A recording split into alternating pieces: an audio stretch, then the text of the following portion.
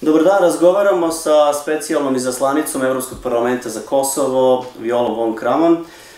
Welcome to Goraždevac and our studio. Thank you very much for having me here today. There is a lot of talk these days about agreement between Belgrade and Pristina.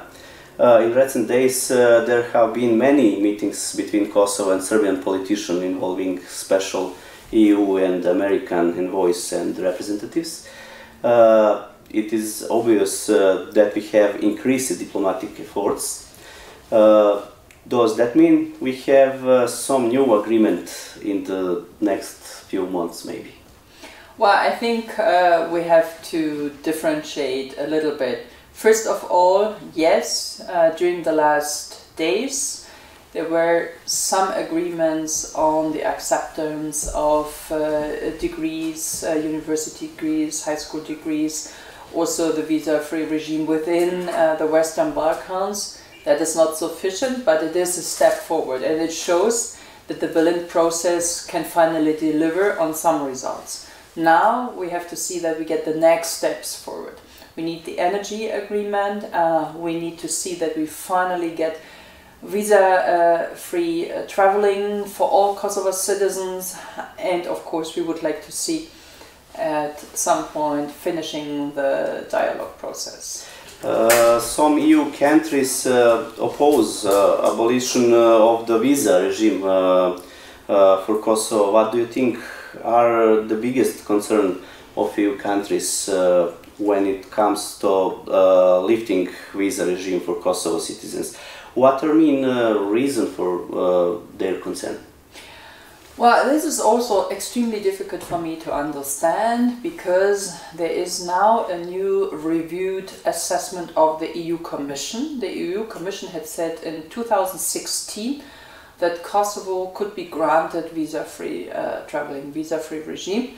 And in 2018 it was again ratified by the Commission and also by us and the European Parliament year by year. Now again it is justified by the Commission that Kosovo has fulfilled all 96 criteria.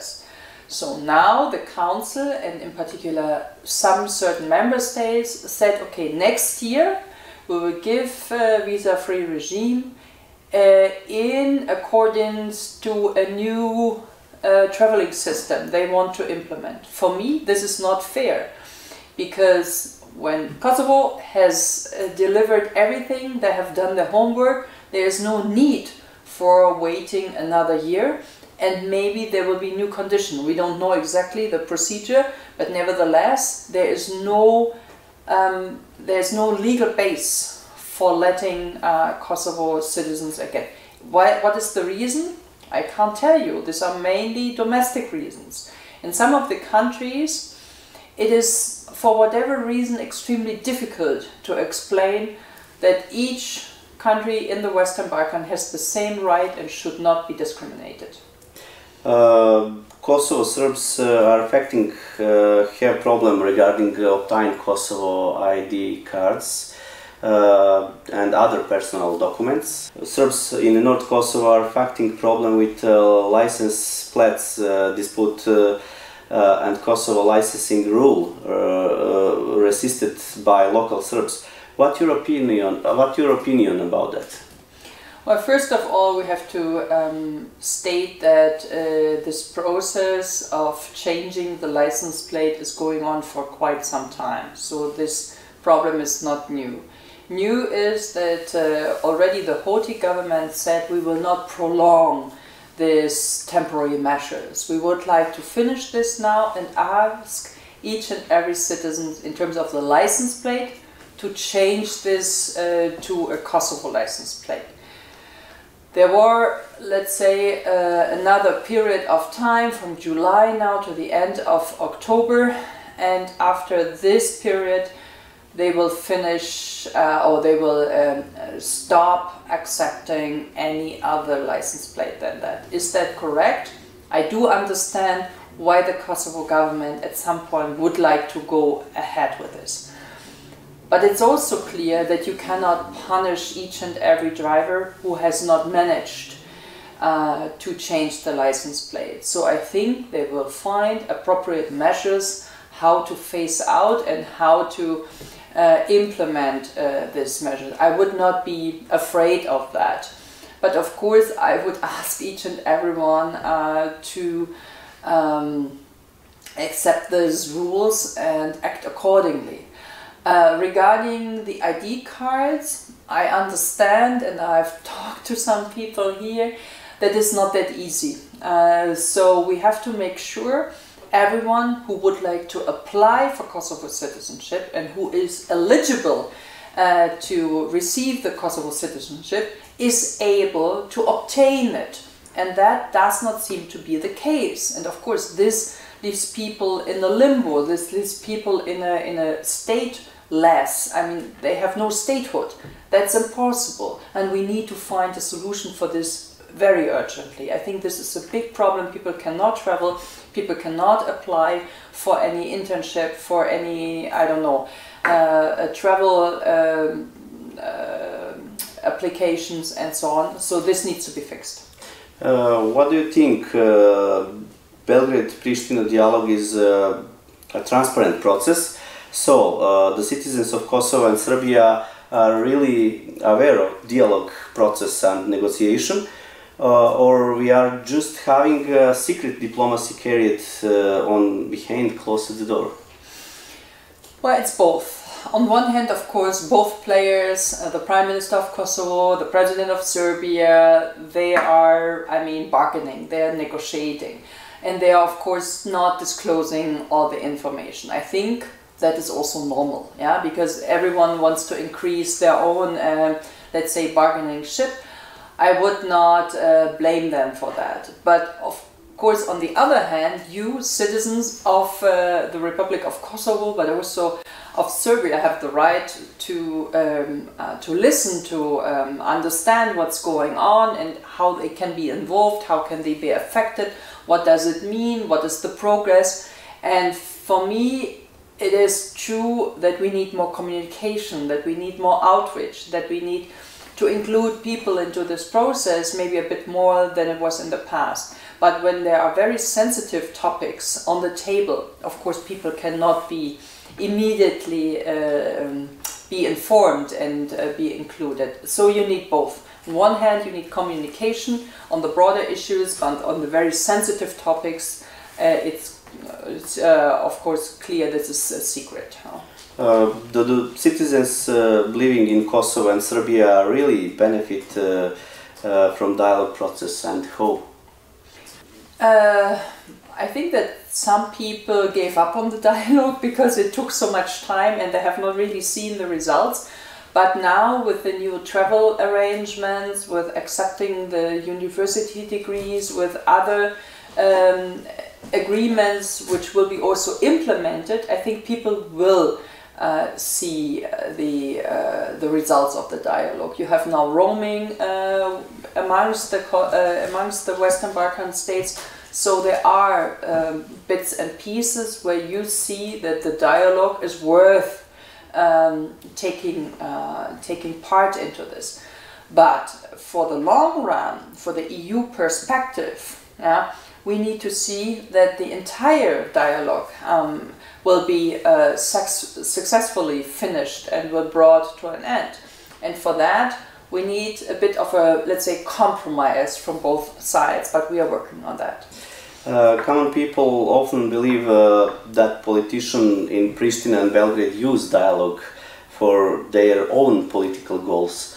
What is your opinion about that? That's of course not good, and I wish it would not take place and it would not happen, and I wish everyone would just... And that is true? I cannot deny this. I think that everyone in the government knows without the dialogue they will not have the EU perspective. So on one hand they have to sell compromises to their own population, and this is hard to swallow for them, for the population, for the citizens, because the politicians told them something else before. On the other hand, I mean, politicians are like this. They build up a political profile, and of course they use all measures to create, let's say, a certain image of themselves. This is also not uncommon. This is nothing specific for Kosovo and Serbia. This is true for all politicians. So I would say it's not good, but it's also not too uncommon. You are a reporter for European Parliament for Kosovo, and how do you see the implementation of rule of law in Kosovo? Well, I mean, this is a big project. We see that the current government would like to proceed with reforms. They want to change the judiciary, they want to implement the vetting process, they want to have an independent judiciary, especially independent prosecutors. They're working on that for quite some time, and they get a lot of support from the international community. So far, I think we all agree this is absolutely necessary. But in certain aspects, they're a bit selective, and this is, of course, also true for the Constitutional Court ruling of the Manastiru of Dečani, and here we are rather, I would say, waiting for a decision to take. We would like to see that also this constitutional ruling will be implemented. So rule of law is important. This is one of our pillars of the European Union, and we see a lot of things are being done here in terms of reforms, but on the other hand, you should not be selective. Say, yes, this part of rule of law we take, but this part of rule of law we leave out. So that is a bit of a, let's say, dual. A lot of time, most of people speak about court decision about property of Manastiru Dečani, but there is also a large number of other cases of usurpation of private property owned by local Kosovo Serbs, especially in the South Kosovo. Do you have any comment about that? And also, you mentioned Dečani case. Well, the problem is I do not know the individual cases. So for me, I have listened, I've heard, I maybe have to dig a little bit deeper into those cases, why they were refused to return the property. If this is for ethnic reasons, that is not acceptable, of course. So also there, rule of law cannot be applicable very selective, so it needs to be standardized, and if the owner returns and there is no legal ground to decline the return of property, that is a problem. But for me now to decide that all the cases need to be treated the same, it's a bit difficult. But in general, you're absolutely right. If there is an ownership and the guy or the person is entitled, the ground, the territory, the soil, the land should be returned to that person. Just one question about the rule of law in Kosovo. Let's touch the case of the young Serbs from Belgrade who has been arrested and accused of allegedly singing patriotic song on Gazimestan Memorial Complex this year during the Vidovdan celebration.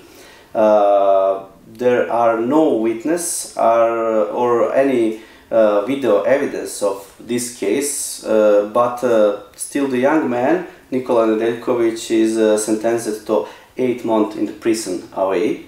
Also, in last day we have case the former minister in government of Kosovo, Ivan Teodosijević, who was sentenced to 1 year in prison for his statement on a Račak case. Are these judicial decision and sentences just for a verbal torts?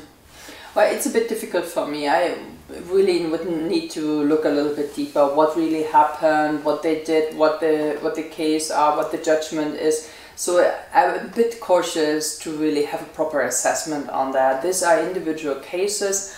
I have not seen the ruling by the courts, so please understand I will not comment on that.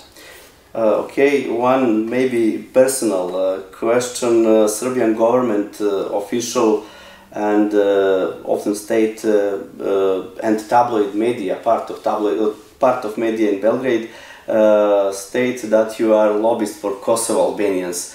Are you really lobbying only for Kosovo Albanians? No, of course not. I don't know why they label me like this, but I'm here, I like the Serbs, I like the other minority or non-majority groups. I think if I'm a lobbyist for the Western Balkan. I know that without a fruitful cooperation between Serbia and Kosovo, between minorities, non-majorities in this country, in Kosovo, we will not have peace and stability. And we need peace and stability.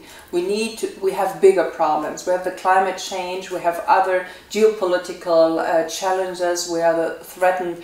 The entire continent is in a big hiccup because of the terrible war of Ukraine. We cannot afford to go on these small steps. And therefore, I'm a lobbyist for Serbia, Kosovo, North Macedonia, Montenegro, whatsoever, because we need to bring this region forward and not in particular of one ethnic group in one of the countries. This would be my, let's say, explanation. And last question, how do you see future in Kosovo? I mean, in general, this is a huge potential. That's a lovely country. I mean, there's a big of hospitality on all sides. There's a big will to move forward. There's a high level of education. There's a goodwill on many people's side. People have an interest to become a member of the European Union, to work according to the standards in Europe. We need to include this part of the world in our energy system. We need to invest in renewable energy. We have to have, I think, an obligation that the standards here, social standards, environmental standards, labor standards and so on, are at the same level as they are in the European Union. And therefore, I hope we can deliver more than we did in the past, but I also hope that the political will to compromise on our request or in the European request might be also a bit increasing. But otherwise, I see a brilliant future, hopefully, for us here. Thank you for response to my question, and thank you for visit our studio and Goraždevac. Thank you very much for having me. It was a big pleasure. Good luck in the next day in Kosovo. Thanks a lot. Thanks a lot, Darko. Bila je ovo specijalni izvestilac Evropskog parlamenta za Kosovo, Viola von Kramon. Ostanite uz naš program.